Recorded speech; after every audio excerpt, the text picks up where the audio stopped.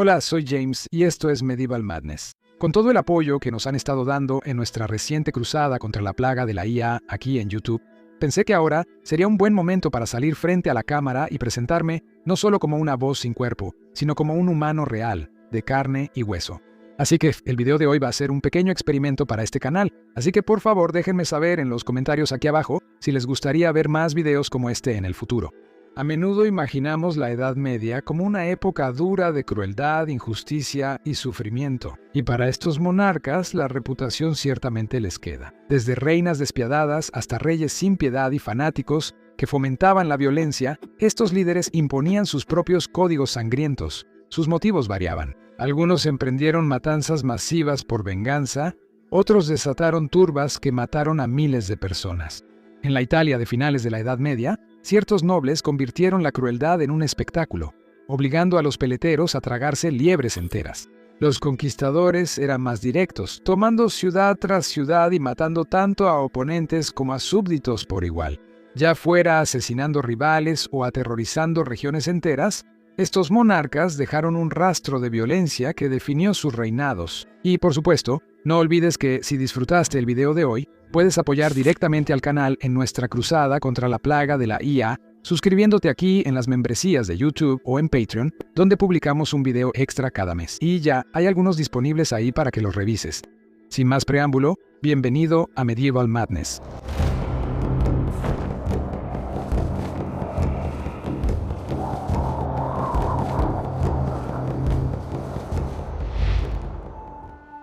Pedro el Cruel. Un hombre, cuyo nombre reflejaba su personalidad, Pedro fue rey de Castilla y León desde que tenía unos 16 años, a mediados del siglo XIV. Sin miedo al trabajo, el joven Pedro era inteligente, culto y un mecenas de las artes. Irónicamente, se decía que amaba mucho a las mujeres, pero abandonó a su primera esposa, Blanca de Borbón, después de solo 2 días en favor de una de sus muchas amantes. Mandó encarcelar a Blanca, donde murió en circunstancias misteriosas. Es probable que Pedro la haya envenenado. También se decía que Pedro hizo que su medio hermano, Fadrique, fuera arrojado por una ventana hasta su muerte mientras el rey comía tranquilamente su almuerzo, y que mandó estrangular y decapitar a un ministro frente a sus invitados durante la cena. Mandó encarcelar y torturar hasta la muerte a su amigo, el tesorero real Samuel ben Levi, y usó a más prisioneros como blancos para practicar tiro. En 1369, cuando tenía apenas 34 años, Pedro fue brutalmente apuñalado hasta la muerte por su otro medio hermano, quien posteriormente se convirtió en Enrique II, rey de Castilla y León. La del empalador.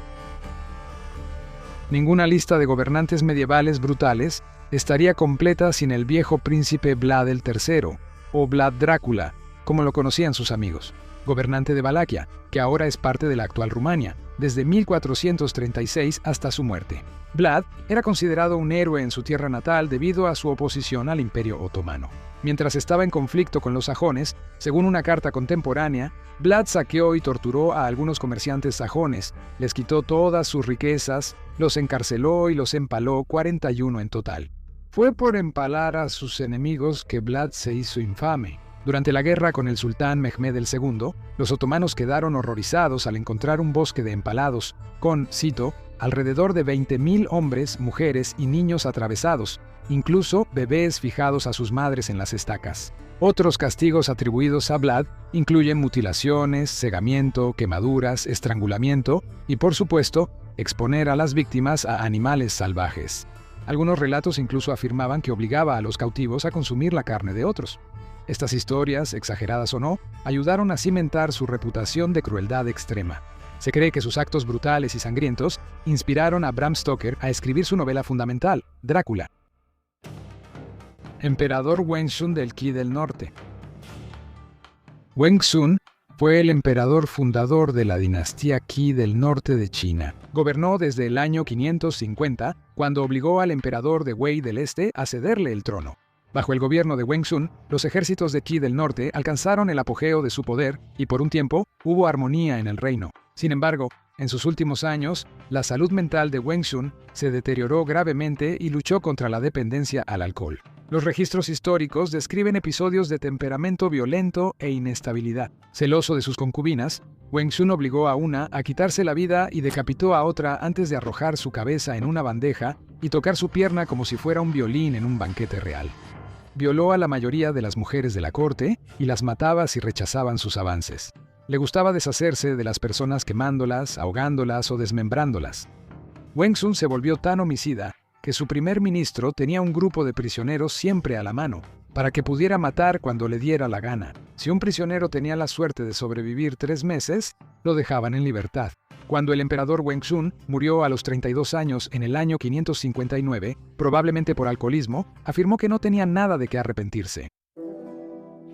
Felipe IV de Francia.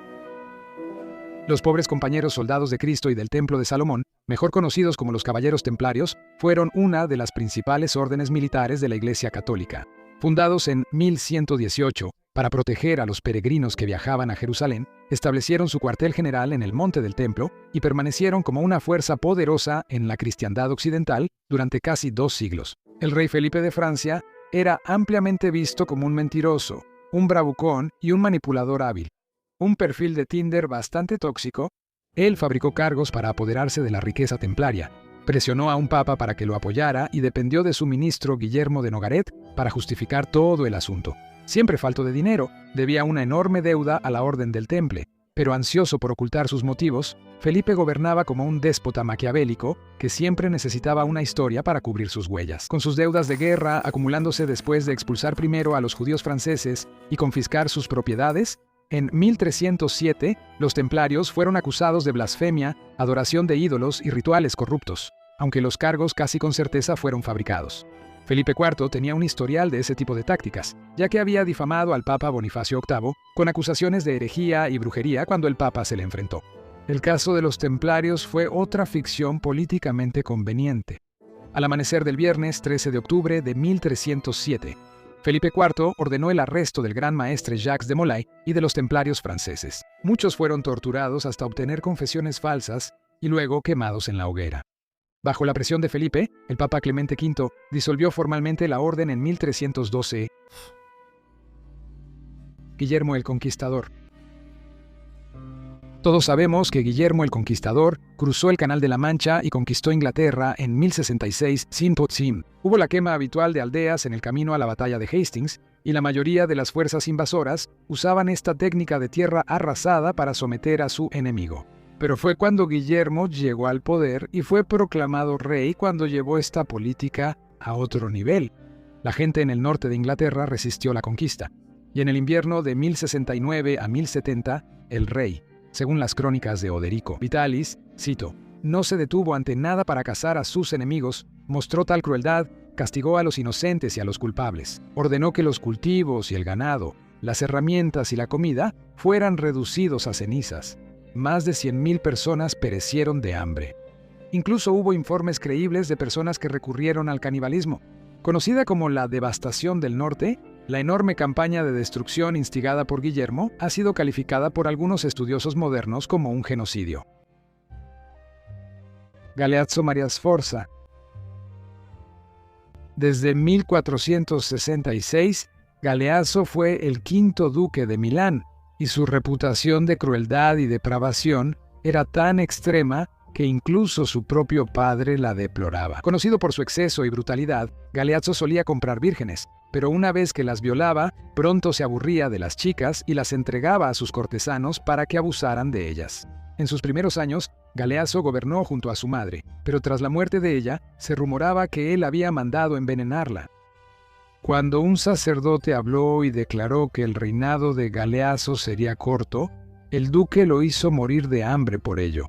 En un ataque de celos, ordenó que le cortaran las manos a su rival amoroso Pietro da Costello, y a otro hombre, Pietro Drago, lo mandó clavar vivo a su propio ataúd. Incluso las faltas menores eran castigadas de manera horrible. Un cazador furtivo fue ejecutado bajo las órdenes del duque de una manera grotesca que lo obligó a tragarse una liebre entera con piel y todo.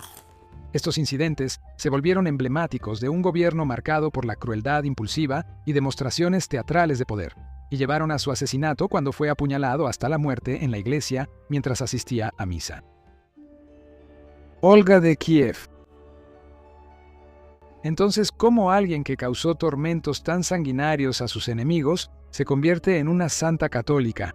Bueno, Olga, de unos 20 años, fue una princesa del siglo X, que se convirtió en regente de la Rus de Kiev para su hijo de 3 años, Sviatoslav, y fue la primera mujer en gobernar el país después de la muerte de su esposo, el príncipe Igor. En el momento en que se enteró de que una tribu vecina lo había matado, juró vengarse y comenzó su formidable búsqueda de retribución. Según el cronista bizantino Leo el Diácono, el príncipe Igor fue, cito, capturado, atado a troncos de árboles y partido en 2 por una tribu local llamada los Drevlianos.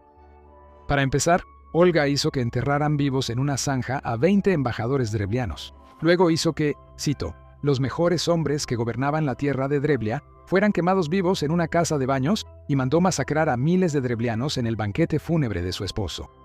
Inevitablemente, estalló la guerra y Olga diezmó a su enemigo y destruyó su capital. Después de completar su campaña de violencia, Olga se convirtió del paganismo vikingo al cristianismo y fue la primera gobernante de la Rus de Kiev en ser bautizada, animando a sus hijos, súbditos y vecinos a convertirse. Probablemente fue canonizada por la Iglesia en el siglo XIII. Andrónico I Comneno. Hablar de los bizantinos nos lleva a nuestro siguiente tirano. Andrónicos nació a principios del siglo XII, era sobrino del emperador anterior y llegó a ser un general exitoso.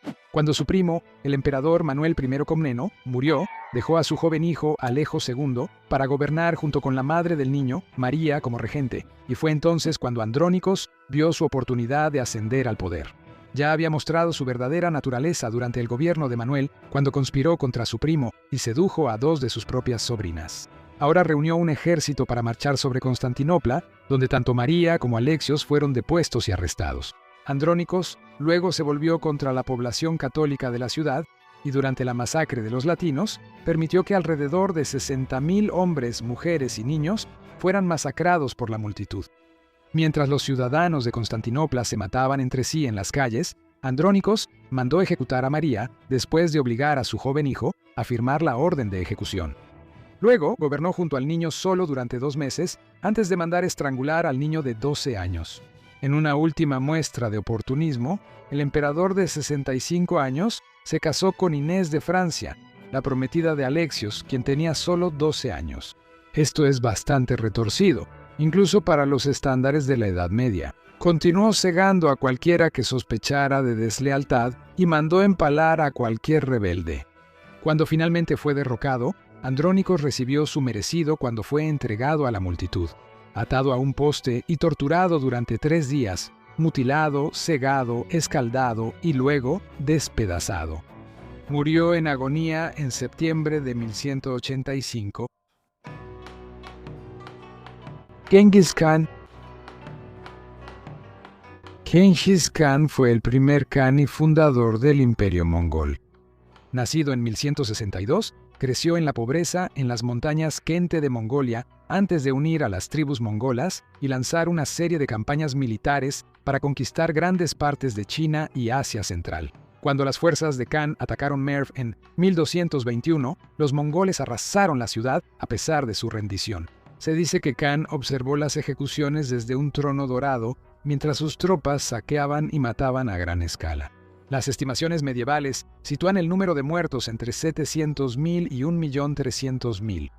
Ese mismo año, los mongoles asaltaron Nishapur después de un intenso bombardeo. La lucha continuó casa por casa hasta que la ciudad colapsó, después de lo cual todos los habitantes restantes fueron ejecutados. Los cronistas describieron 3 pirámides de cráneos y señalan que toda criatura viviente fue destruida bajo las órdenes de Khan, incluso gatos y perros. Solo sobrevivieron 400 artesanos. El resto de los aproximadamente 170.000 habitantes fueron asesinados.